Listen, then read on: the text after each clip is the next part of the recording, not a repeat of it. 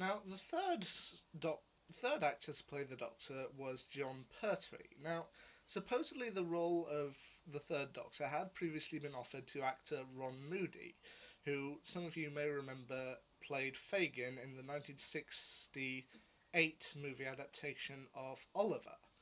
However, Ron Moody supposedly wasn't entirely keen on the idea of playing one character for an extended period of time, so he ultimately turned down the role, and the role went to Pertwee.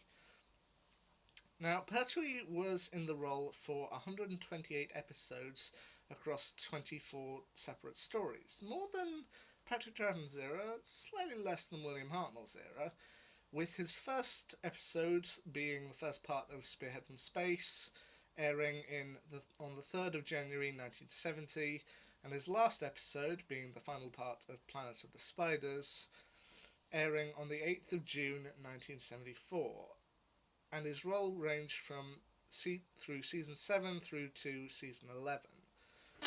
Now, I'll be honest with you here, while while the 10th Doctor is my favourite Doctor of the Nuclear era, I'd actually say for the classic era, from what I've seen so far, I think Jon Pertwee actually might be my favourite. I mean, he still has the humour that Troughton brought into it, but then he also has the kind of wit and charm. I mean, he has patience, but also the kind of fiery spark that I saw William Hartnell had. He's got the kind of view of someone who's in total control of the situation, but also knows that there's an element of terror to it. I think Jon Pertwee's Doctor, number 3, is my favourite of the classic era from what I've seen so far. Now, the same with Patrick Troughton. He did face quite a lot of enemies that we in Doctor Who have encountered before, such as the Daleks and the Ice Warriors. But then he also brought in a load of new monsters, some of which are still kicking around today, such as the first appearance of the Autons, the Silurians, and the Sontarans. His crowning achievement, though, in terms of his era of the show, in terms of villains, is the Master, the old friend of the Doctor and now his arch enemy, who he faced off on numerous occasions. Now, the Master, particularly within Jon Pertwee's generation, was played by actor Roger Delgado, who has gone down as pretty much the most iconic representation of the Master, the most iconic version of him. I mean, yeah, people are going to have their favourite versions of the Master. I'm sure you have some fans of Anthony Ainley, there are going to be fans of Michelle Gomez, John Sim, or even Sacha Dhawan. But Delgado has often gone down as the most iconic version of the Master. And he, supposedly behind the scenes on the set, Delgado and Pertwee were actually good friends. And that may also have been one of the factors that led to Pertwee leaving the show. They had planned to do at least one more story with Delgado as the Master, but sadly in 1973 Delgado was killed in a car accident. And while I can't be sure if it's the main reason that Jon Pertwee left the show, I do know that he and Delgado were very good friends, and the blow must have been hard. So, while there will have been a lot of other factors that led to Jon Pertwee's decision to leave, I know that was one of them, and yeah, it is understandable.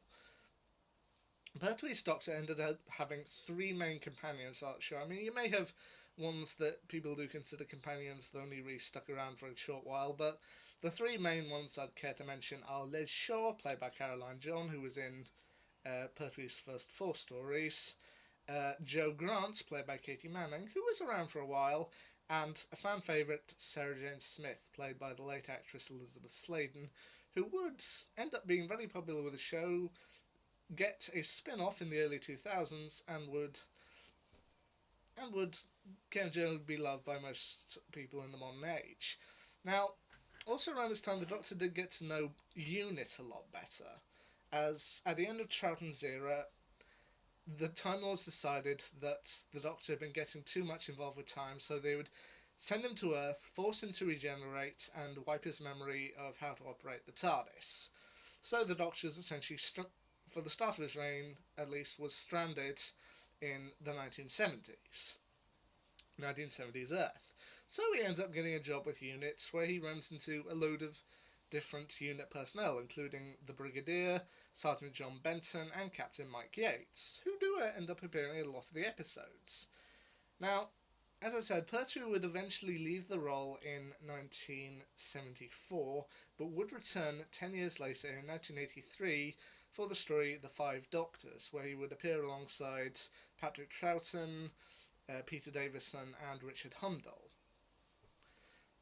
And while I admit it is split up in order to give each of them a starring role, it was nice to see Jon Pertwee again. Now, sadly, Pertwee would pass away in 1996.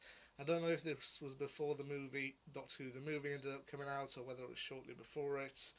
I honestly couldn't tell you, but as I said, I think the Third Doctor so far is my personal favourite of the classic era. I mean, I know that there are lovers for number 4, which I'll get to, but I think for me, I'm a number 3 kind of guy. But there you go. That's my quick breakdown of the Third Doctor. So, next one up's the 4th. I'll see you there.